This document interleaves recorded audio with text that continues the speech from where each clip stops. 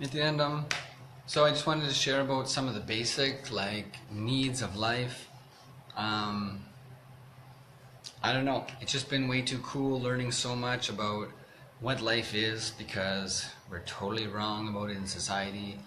I studied basically teaching and learning for about 6 years in university, and it's like just so everything we have like philosophy just messes people up because they don't have an answer, and psychology is like I don't know. Psychology is like the multiplication of mental problems. It's like you have a mental problem, so you start talking about it. You don't know what the solution is, so you just like multiply by like 1,000.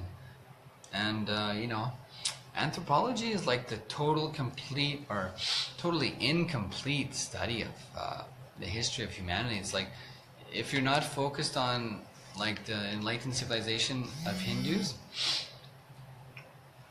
then it's like uh, the anthropology. There's no such thing as anthropology. Anthropology is supposed to be like the exploration of like the history of human culture.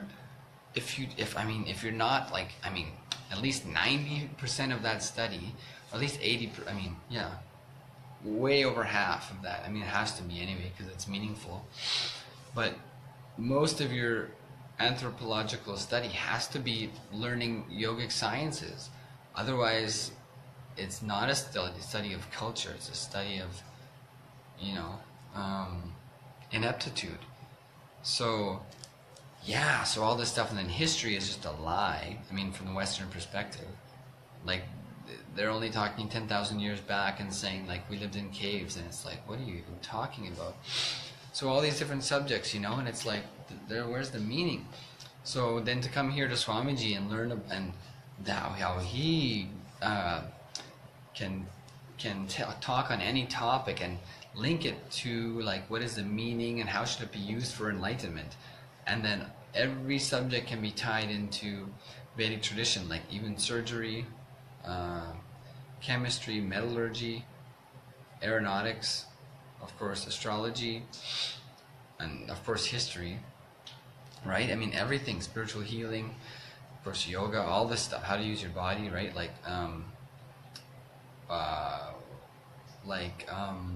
Your activity, what kind of like work you do, whether it's as a Brahmin teacher or like a Kshatriya, like an administrator or a politician or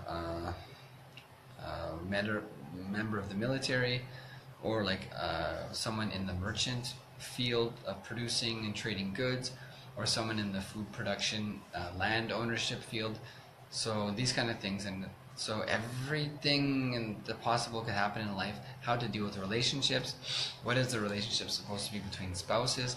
What is your relationship to life supposed to be for the first 7 years, 14 years, 21 years? If you do go into marriage or don't, what your past should be like, what texts you should study, how you should study them, what the goal of them should be, what children should learn and in what order and in what way and from who. And then, of course, everyone taking up the sannyas lifestyle after having completed basically raising their children. So just everything that you could possibly think of, how to use food, is completely already accounted for in the Vedic tradition for the purpose of your ultimate possibility and goal in life, for every person. So it's just awesome coming here and like learning what all the subjects is like. Oh yes, what Swamiji is saying makes a lot of sense because that's also what I studied. But then he links it to the science of enlightenment, and it's like, wow, this is all coming from one source, one system. It's impossible. I can literally see when I first came for 3 months studying here, Swamiji used to talk about all different topics, teaching and society, history, health, all this stuff. And I could literally see all my conglomeration of ideas from different subjects was there. And it always branched out in different places, and at a certain point you had to make choices between should I follow this person or that person, whether you're deciding about like how to sleep, how to exercise, how to eat, whatever. There's only so much information you have from each one person because they're limited in their experience. And so at a certain point, you have to choose one or the other, and then it's like, I valued this in this area, but not in this area. Then why should I value it at all? Because I'm willing to just absolutely throw it out the window when it comes to this area and follow this person or this philosophy. So then, really, what is that worth? It's like a distraction for 90% of my life. So then Swamiji was talking about things. I literally could see all my different areas of like biology, philosophy, religion, history, language, relationships, industriousness, your role in society, community, all the ideas, stuff I had studied, I could see them at different places. And whenever Swamiji would talk about something, I could see it coming. He would link it to like, what is the purpose and its role in the space of enlightenment and your highest possibility. And I could just keep seeing everything he talked about was getting sucked into this one. And I was like, what is that one thing? What is that one thing that has the answer for everything? And then, I slowly learned it's a Vedic tradition. It's a Vedic tradition. And so I just wanted to quickly comment. I mean, of course, quickly commenting on anything you can see is not one of my strengths. And, yeah. So, so like for Vibhuti, Vibhuti for us basically comes from banyan tree leaves. So we have this awesome banyan tree here, which is Mahadev himself actually, and it's a cosmic landing pad for beings. So when beings are coming to the planet, it'll be like a lighthouse, summoning them to be able to land here and take birth in this area. It's also like Swamiji had said, when he teleports Vibhuti, Vibhuti, it'll be like this physical form, and if you know the science of like deconstructing it into its energetic form, then you can relocate it to a place and let it be rematerialized, remolecularized in that place. I mean, if you know the science of energy, it's like I have the belief and understanding that this is a physical object and I can manipulate things in the physical world. So if I want to, I can use this as I want. I can give it and push it and move it in places because I have the confidence and experience of my ability to impact things in the physical world. So same way Swamiji had said, like, if you know how to use energy, which he does, then you can simply play with it in the same way that he does. So he was saying, like, when he teleports Vibhuti around the world through his patakas or whatever, it first goes through the banyan tree and then goes to those places. So we can't proclaim to know, to understand really the depth of what Swamiji's talking about, but in the English language that he speaks, then we have our own understanding of what it is. So yeah, some basic things like here we have jettas, we have Vibhuti, Kumkum, Kantamala, this Rudrakshamala, the clothing of the dhotis, and the Rudraksha jewelry, and more Vibhuti. These things is just too much. It's basic things, and I can just tell you I cannot live without it. Before I started, one of my first experiences with Vedic science was just chanting. I was chanting Om Grim Nityanandaya Namaha for about 18 minutes, as intense, as loudly as I could. And I was sitting in this garage, and I was like rocking because I was trying to keep going.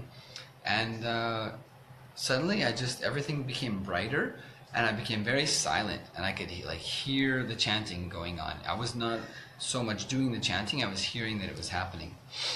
And so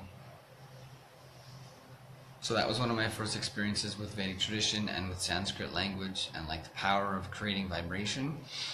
And actually at that same time I started wearing kumkum, and I just recognized that it gave me more awareness. It made it so I didn't touch this area of my face anymore, because then you wipe it off. And so you think about that part of your face more, because you're like, oh, I can't touch it, don't touch it, don't touch it, don't touch it. So your awareness is going to that area. And wherever your awareness goes, it feeds that thing. It's like if you give awareness, attention to someone, like a baby, you can give them energy, right? If the baby's doing something and you give them attention for it, it gives them energy. So your attention, your awareness is energy. Your focus is energy. And so when you're like, oh, don't touch that, and then your energy goes to this intelligent sensor. So I started wearing kumkum, just experimenting with it, and it was it gives so much more clarity and relaxation and focus from that moment, I always wear it. I do not go without it because I've experienced the power of such a simple thing. And it's like, how can the world not know about these things? How can people be living without knowing what life is? When I see someone with no vibhuti and kumkum on their face, I think, oh my God, they don't know anything. I mean, come on, if you don't know about kumkum, like that you should wear kumkum, if you don't know you should wear kumkum, I mean, I'm not judging anyone. I'm being a little bit precarious here, precocious. But I mean, when I see that, I just think, oh, they don't know anything about life. I'm just saying, like, from my experience, it's like I have to wear kumkum. I mean, there's many reasons for it, but I wear it just because of the benefit it gives me. And when I see someone with a empty forehead, I just think, that's weird. There's still people out there who don't know anything about life. I don't mean to insult anyone. It's just kind of, that's what I see with someone with a blank head. I just think, oh my God, it looks like a da. Someone just went ba, and it's like ba. Okay, come on, put the vibhuti, put it. So vibhuti, I'll just tell you only, if you have pain, use the vibhuti. If you have any physical pain, you can use turmeric as a poultice and use vibhuti for pain. Like if you have scratches or cuts or bruises or sore muscles, vibhuti. Actually use vibhuti for anything and everything. There's 32 points we can put. You can find it online. There's one is here, then this is 2, 3, 4, 5, 6, 7, 8, 9, 10, 11, 12, 13, 14, 15, 16, 17, and then move down to the lower body. So it becomes as 32. Do it all day. If you can get vibhuti and put that all day, like Mahadev says, put before and after eating, put before and after studying, before and after every activity, before and after taking a bath, before and after using the restroom, before and after doing anything. I just can tell you, the conscious, this is a super healing medicine and herb, and it's, I mean, come on, from us it's blessed by Swamiji, so there's no limit to what it can do. Also, you can blow the bhasma with you, make an intention, remember Swamiji in your third eye, and declare that he is you, and make the declaration of what you want to have happen, and the bhasma just goes and finishes it. It's just done, and then you just live with the intention. You know that the thing has already happened. But see, this is just my experience of kumkum and vibhuti. Vibhuti, if you have a headache, put vibhuti. If you feel tired, put vibhuti. If you can't focus, put vibhuti. If you remember, put vibhuti. But I tell you, if I don't put it on my elbow, I can feel the difference.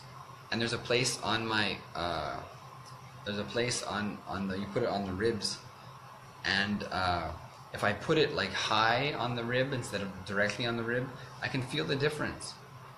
And it's an amazing thing. See, Swamiji had said, like, when you take medicine orally, it goes to the stomach first, and then it goes to the system. But he said there's things when you apply on the skin, it directly goes to the source of your being. So when you apply this on your skin, this super healing herb, medicine, goes directly to the source of your being. I cannot tell enough about, see, I wear kumkum and vibhuti because I want to carry the responsibility to show, the strength and beauty of the Vedic tradition. But I wear it just because of the benefit also, That's really why I wear it first, is because you cannot not wear it. If you've worn it and experienced the benefit, you cannot not wear it. That's the space I'm in. And when I just put this all over the body, the vibhuti, it's just everything, it's like the chakras become aligned. It's literally like, you have those, they're called nadis, energy channels. And this is also having to do with like the yoga asanas. When you position your body in a certain way, it directs the energy in certain ways. And this is like the Nitya Kriyas. Swamiji having given Kriyas for solving like 108 of the most common ailments and diseases. So it puts your body and your mind in a certain way, and activates the Kundalini energy, and that realigns your systemic space to the orientation of health, and can just instantly cure any kind of ailments that you're going through. So I really experienced Vibhuti is the same. It's like when you put it on your body, it's like this electrical thing just happens. It's too much. It's way too much. So when I see people who don't have it, I just think, oh my God, you're missing out. And the kumkum is just, if you're not putting kumkum in your intelligence center, I mean, I don't know, you don't have an intelligence center. It's like, it's too much missing. So these things are all there. Rudraksha is way too powerful.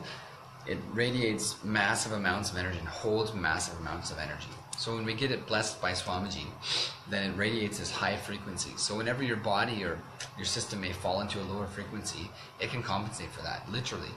So too much amazing thing.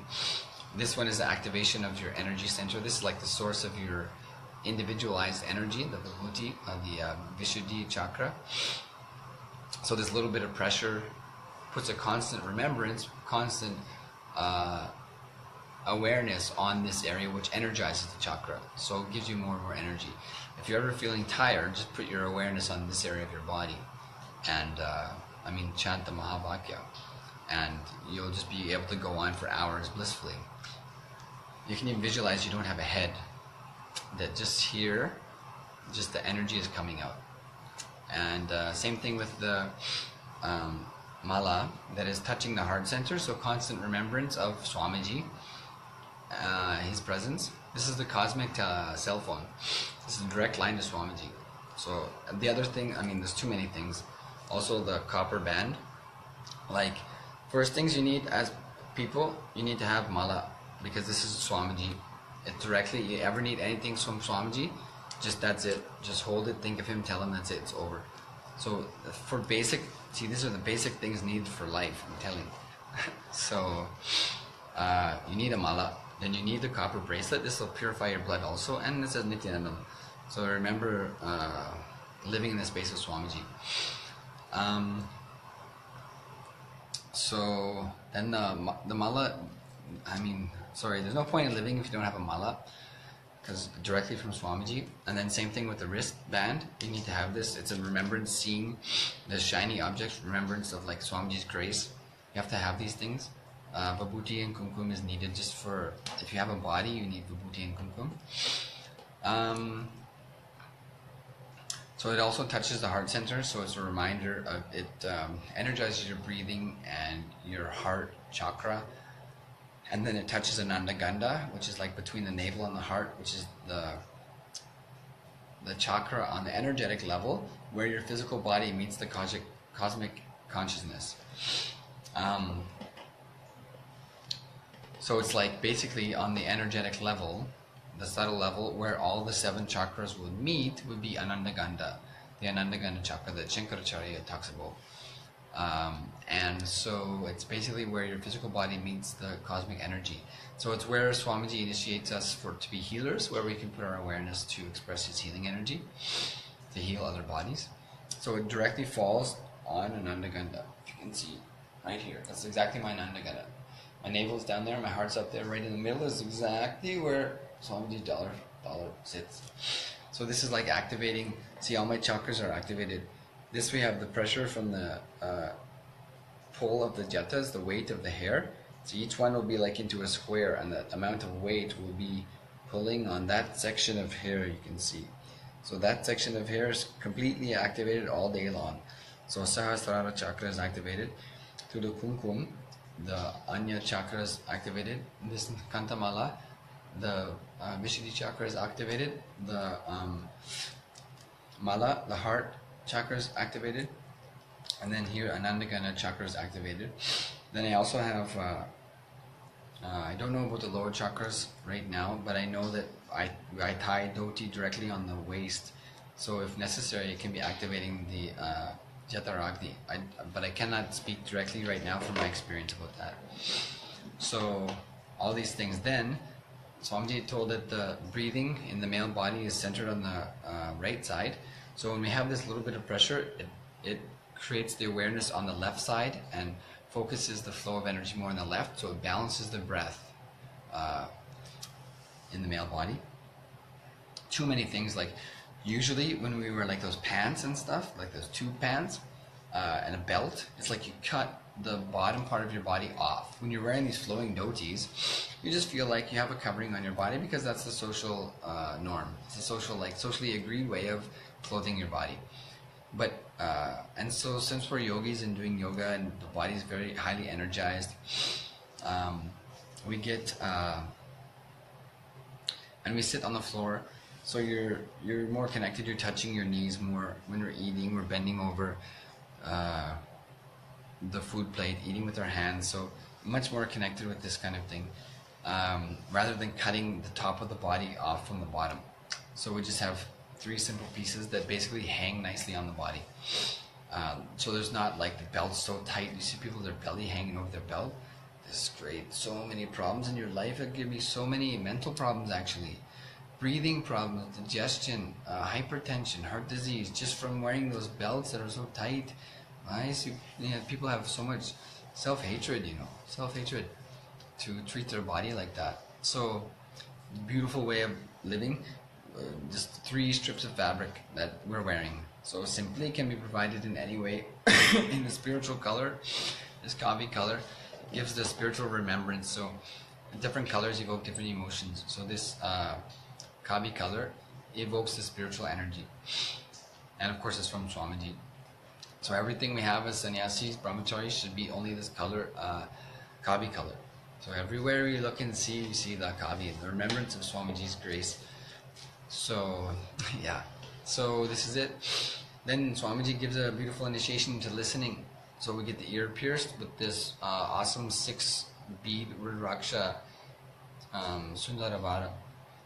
So this is the constant remember to be in the space of listening, and of Swamiji's initiation into the space of listening and the space of completion, and how listening is completion and listening gives completion.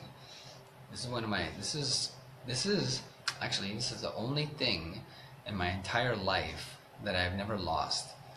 I lost everything else. My computer, my passport, my visa, my clothes, my toiletries, even the mala is broken, both of them. My towel, my shoes. I lost everything. The only thing I've never lost is these. So, I don't know. Anyway, this is one more thing. See, basic things only. See, as sannyasis, only we have some few pieces of cloth. Then we have the malas, the rudraksha, vibhuti, kumkum, and the food, yoga, puja, satsang, right? And sharing our life with people. So really simple. I remember when I was living in the society and I was moving a lot. I lived in about 20 different houses and I had about 25 different jobs. And whenever I would move, I'd have like my boxes and then this huge bed with a box spring. And when I kept moving with that, I thought, what the heck am I doing? I thought, I can't live like this. This is not freedom. I'm bound by this bed. So I tried to get rid of the bed. And I did. So I started sleeping on the floor. And then I started just thinking, like, do I need everything that I have? Like, I never had a car because all my friends had cars. I didn't have a phone because all my friends had phones. I didn't have a lawnmower because other people had. And I was like, why do I need an iron? Other people have irons. Why do I need like rototiller? Other people have rototillers. I just thought, if there's 6 houses in a crescent, why do you need 12 vehicles? And why do you need so many lawnmowers? You only cut your lawn like once every couple of weeks. Why do you need more than 1 lawnmower for 6 people, 6 houses? Anyway, so I started looking at my items and paring them down. I started getting rid of stuff. And it's a lot easier, less worry. You carry so much junk you'll never ever use, but then you feel guilt because you don't use it. So I just started getting rid of stuff. Now everything I have fits in 1 small bag plus 1 handbag. So it's cool. It's like, I don't want to, we have clothing, puja kit, body cleansing kit, and that's it. Yeah, that's all we have. We have the clothing, we have the puja kit, we have the body cleansing kit, and that's it. That's all we have. So it's cool, and so we're living happily and blissfully without. So it's like we don't need anything. You don't need anything. It's just your attitude. It's your attitude about making things happen. So, so it's really cool. So the stuff we have is, supremely important. That it's so precious because it reminds you of the Enlightenment tradition, and it orients your body towards expressing that. So I mean, this it's too precious. The malas, the rudraksha, the jatas, this clothing, of course, is too much precious. But at the same time, it's a strip of fabric that is a rectangular shape. We have 3 rectangular shapes of cloth that we wrap on our body. Very simple. See, Swamiji wears the same thing. He's not hoarding anything. People say any kind of one thing. He doesn't keep anything for himself. He gives if you look at actually where we're living, all around the world actually is much more development has been put in many different places around the world to be able to give free services to people, like free programs, free food, free temples, everything. So he's putting it to give to many, many, many communities. He's not keeping anything. He doesn't keep anything for himself. He wears simple little clothing. He doesn't keep anything for himself. There's no vehicles he's keeping, no cash, and he's working night and day. If people in the programs, if their food is late, they don't eat, he doesn't eat. If people want to ask him questions, he wants to help them, he'll not sleep. And just not even a decision, he'll just do. Not even deciding not to sleep, he just will not sleep. If people want help and we go to sit with him, he'll not sleep, he'll just help. He'll not eat if he's working. And he's not keeping anything. These silly stories about that he's...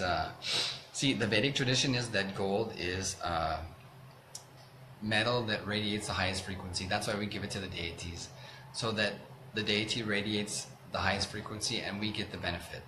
See, anyway, the jewelry Swamiji wears will be plastic, and his asanams, like this Prabhavali, is actually a metal. Like, I don't know what metal it would be. Probably, I don't know if it's I don't know what, I mean, it's like a tin. It's heavy though, but it's gold paint. Swamiji's asanams are painted gold. It's like, anyway, what are we talking about? So much people controlled by lust and violence on sex and TV, and their tongue lust of food and sleep.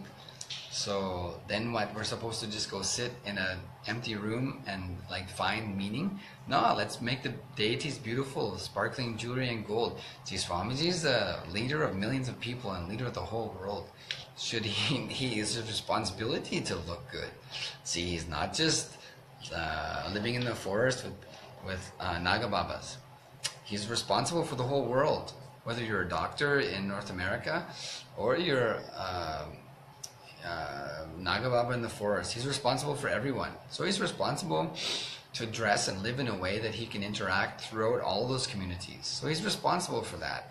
He's not holding anything. I know he does not hold anything. He wears some little simple clothes like that, Rudraksha jewelry only, and I mean some beautiful things that he doesn't hold as his own. Actually, he'll even give them to people as a blessing, that all the items that he touches and uses are radiating his energy, so they're a deity in themselves. So these things will be given to decorate the deities around the world and given to devotees to take home as part of Swamiji. So it's like silly, these suggestions. Like, you'll see many people have Swamiji's turbans because he's gifted them. It's not like he's not sitting around. Like, what do you people think he's doing? He eats less than all of us. He eats more responsibly than all of us. I mean, he's not like he's cruising. He's not taking vacations. He's not hanging out in some luxurious place watching TV and drinking fine wine. He does, it's like he's not enjoying these false luxuries of life in any way. In any way, he's just expressing bliss of helping people. So it's completely preposterous for anyone to suggest that he's somehow hoarding. People say, oh, millions of dollars. No, he's giving millions of dollars. See, with money we can purchase food to give to people. We can rent and purchase buildings to create temples to heal the entire world, right? We can use televisions to give people third eye initiations to save their life through online programs. We can purchase computers so we can interact with people through two-way video conferencing, so people can receive directly Swamiji's darshan. Come on. So we can build meditation halls so people can teach yoga to their kids who are dying of, psychoactive medicines that they're on, diabetes, and just eating the food that is poison in society, being indoctrinated and killed through their schools. It's like, come on, like, yeah, there's nothing like that. So everything that Swamiji gives is available free on YouTube. If you have the intensity, you can receive all of his blessings freely through any initiation, through any of the YouTube videos. It's all free. Everything Swamiji gives is available free on YouTube.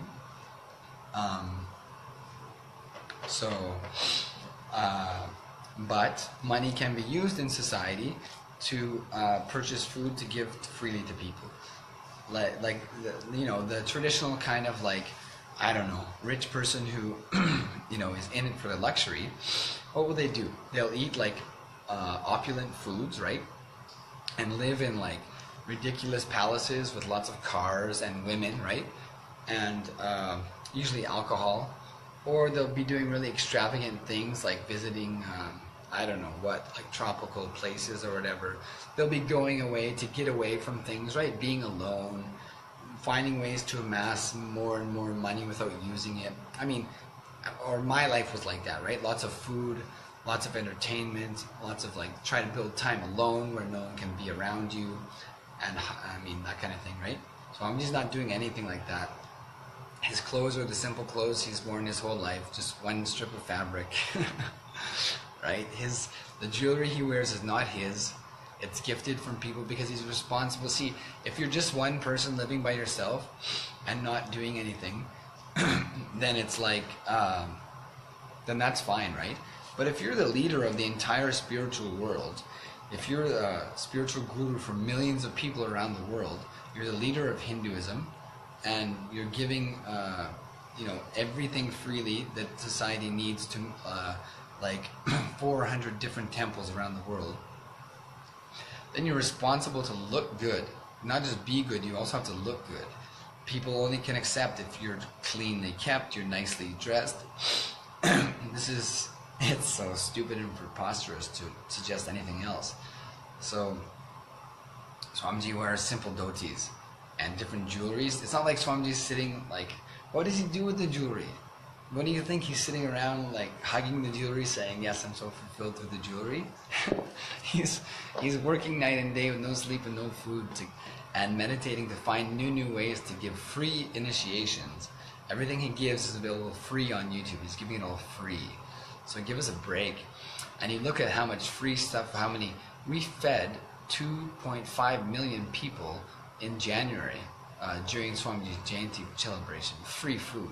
And juices, free organic, fresh juices. You know how expensive juice is. Free just on the tap for the hundreds of thousands of people circumambulating Arunachala and Tiruvannamalai.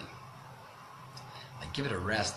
Free school supplies, free yoga, free meditations, free counseling, everything, all around the world in different places. For all the temples, everything is free. So, millions of dollars, yes, that's being put directly back into providing for society. Yeah, he is giving millions of dollars. You're right. That's what circulation is. That's what money is. It's circulation. It's circulation. So yeah, Swamiji's gathering the energies of the universe and giving them to people. That's what he's doing. Yeah. So you saying that it's so many millions of dollars is a blessing and a compliment to him that he's able to give so much to so many people, right? It's so silly. He's not sitting.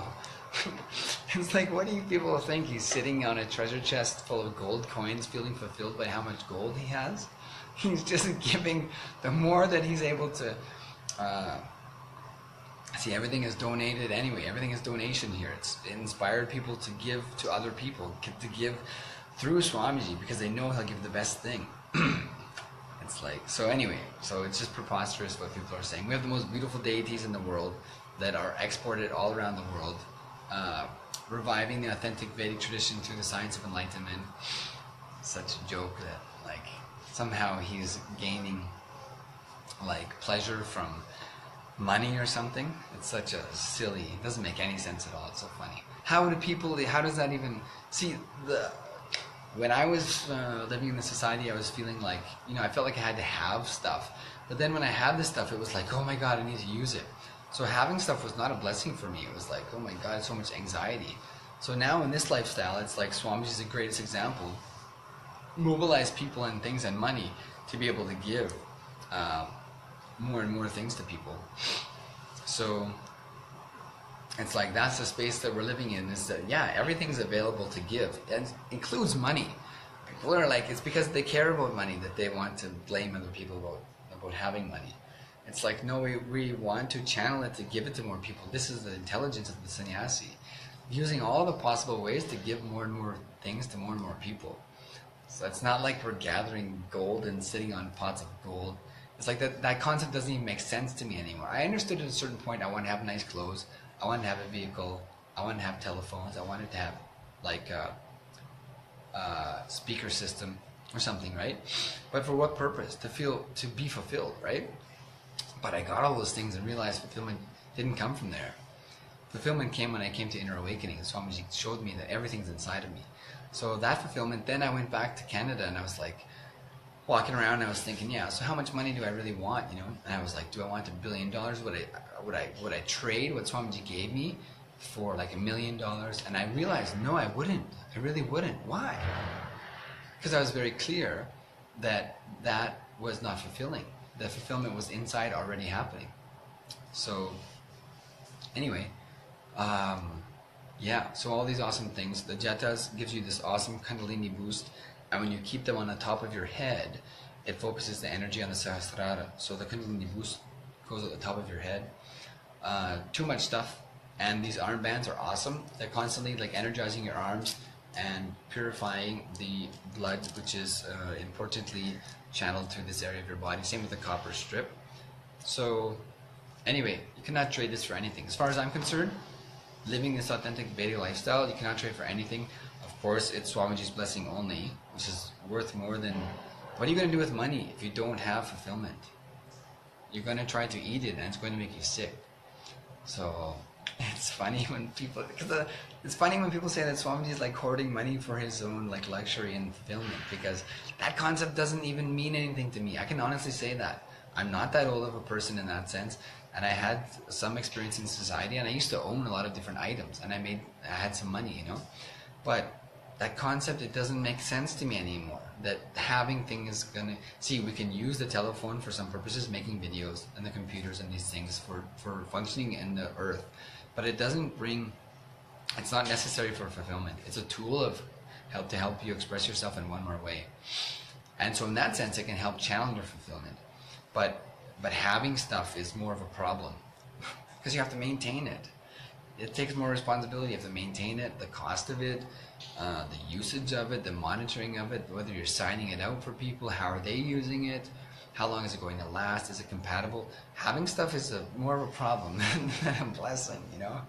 So it's preposterous because it doesn't make any sense to any of us that people are suggesting that somehow, for some reason, we're hoarding money. What do you think we're eating? Like, the way you live is not the way we live.